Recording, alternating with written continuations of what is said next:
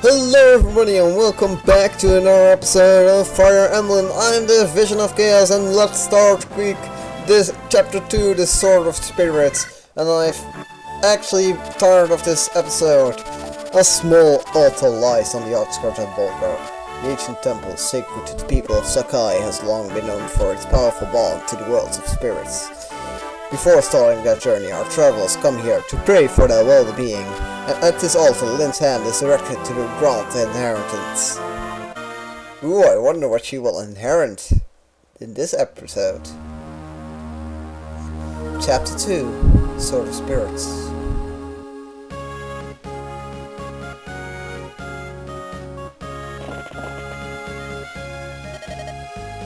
Vision, hold a moment and allow me a short detour. There is a sacred sword enshrined in an altar east of here. People of Sakai go there to pray for safety at the onset of a long journey. Oh, how quaint!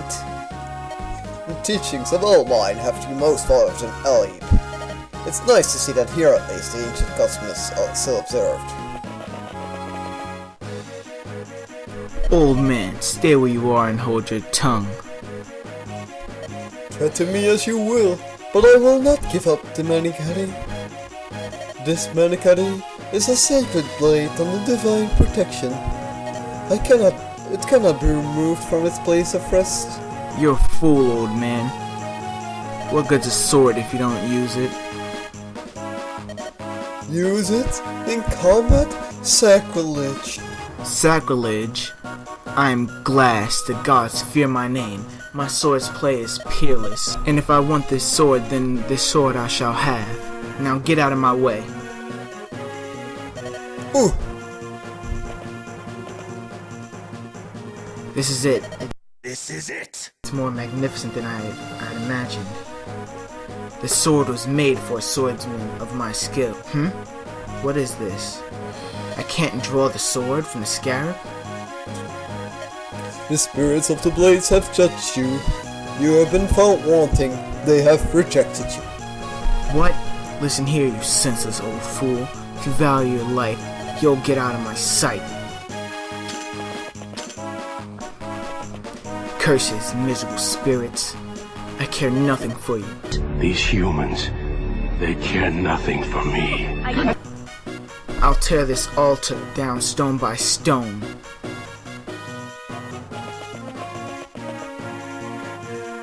I beg your pardon, my lady. Are you headed east to the altar? Yes, we are indeed. Then you must hurry and help the priest there. I saw a band of local reverends heading there not long ago. They seemed intent on stealing the altar's sacred sword. The Manikati.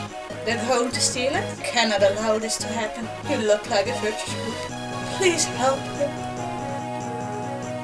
Lindis, what are you planning?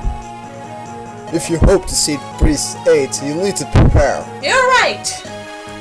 Say, Vision, there are some homes to the south of us. Perhaps we should go there and ask questions to the residents.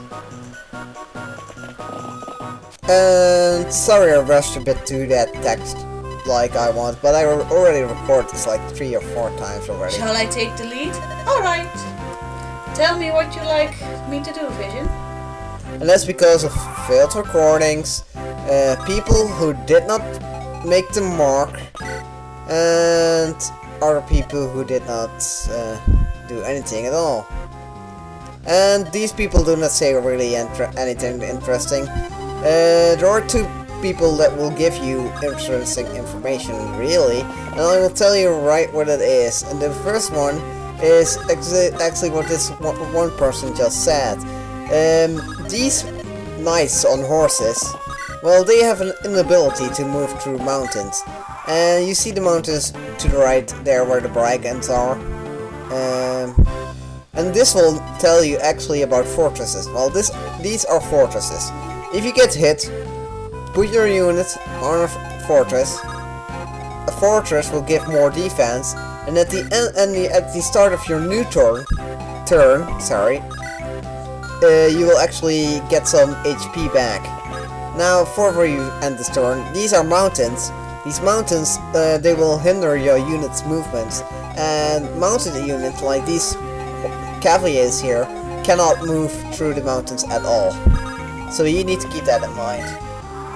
So eventually you will think from, hey, if we cannot move the horse knights, how are we going to let them pass? Well, that's actually very easy to do. What we need to do actually is put in here, put saying here. You see this wall here? This wall is cracked, and you can actually attack it with your horse knights or whatever, whoever you chose to attack it with. Oh man, why didn't you kill him? Oh well, you killed him now. And if you don't kill him, then oh, critical hit! Nice, Kent, nice. I was going to say, if you don't kill him, then I'm going to shout at you for sucking. And Kent grew level 2. Yes, although you got to choose pretty fast, but not in the first 10 chapters, but you got to choose pretty fast what characters you are going to use, and which not. Even in the first 10 chapters, especially if you're on hard mode, you will have to choose which characters you take and which characters you leave behind. So keep that in mind for future references, that you need to pick your characters early on in the game, otherwise you will actually end up at the wrong end of the blade once. God damn it, you hit me, you son of a bitch.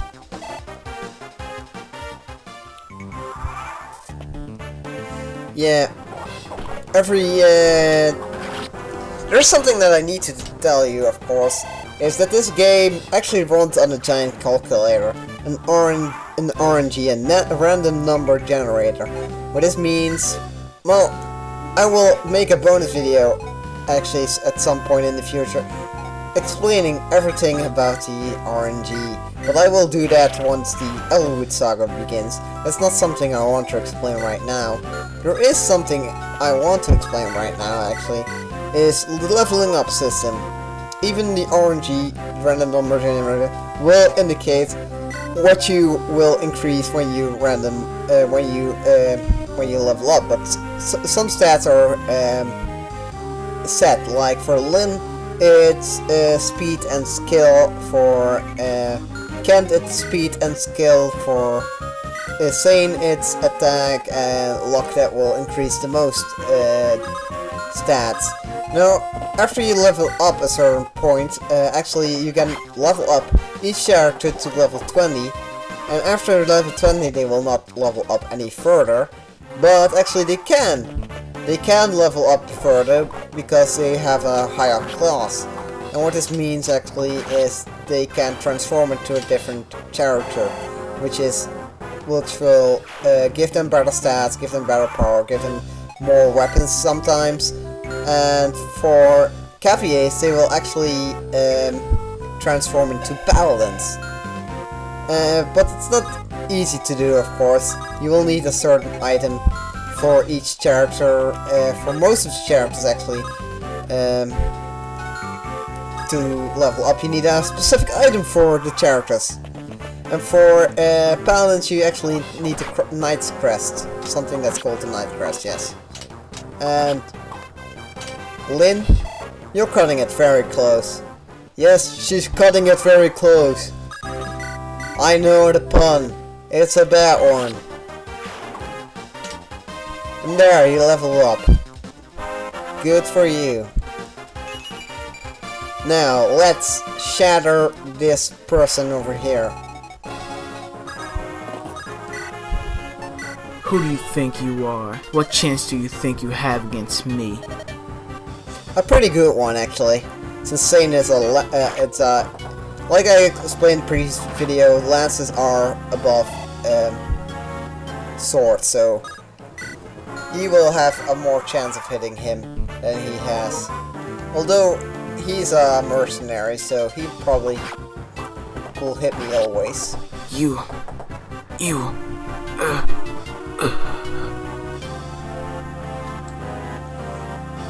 Yeah, he's a mercenary. What those are, we'll get into later. Once we actually get one mercenary. We only get one mercenary in the entire game, people. That sucks a little bit. I want more swords people. If we have those swordsmen, that's really. If we had more swordsmen in this game, people would just use the swordsmen instead. And let's seize the throne and end this chapter. Oh, your clothing. Are you of the Lorca tribe? I'm Lynn, the chieftain's daughter. Are you hurt, sir? Thanks to you, I am unscathed. You have my gratitude. And the sword, is it safe? Yes, I have sealed the sword safely away. Until I remove my spell, the sword cannot be drawn. Now, as a token of my gratitude, I shall allow you to lay hands upon the Medicari. Touch the blade's pattern and pray for a safe journey. Oh, thank you so much. Thank you so much for playing my game. Huh? What? The sword, it's glowing! It's the power of the spirits. Lynn, you have looked out. They have looked into your soul, and they called out to you. The angels from heavens come down and soar upon you. What does that mean? You are the rightful owner. You are to wield the Medicari. No, I can't. I couldn't. It is the sword's wish. If you require proof, draw it from its sheath. Sing. Yeah, It came out effortlessly. I never dared to hope that I might meet the wielder of the Medicari in my life. I am indeed fortunate to see your sword reach your hands. My sword. It is time for you to go, Lynn. You face a great many ordeals. Grip this sword and meet your destiny head on. Yes, sir.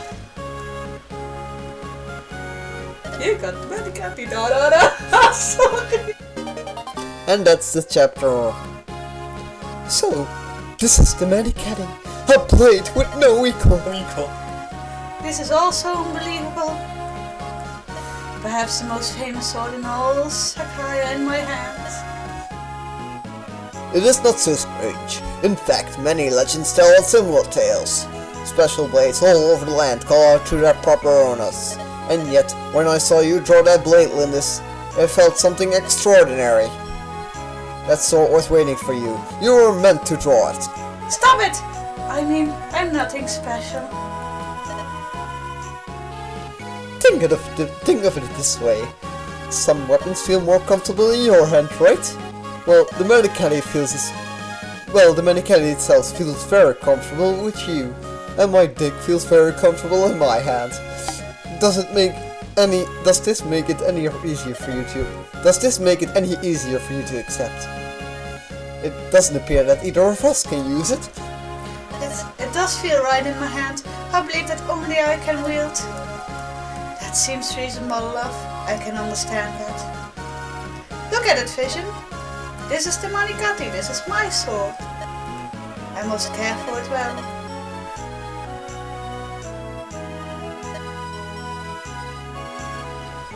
Meanwhile, in enemy lines. What?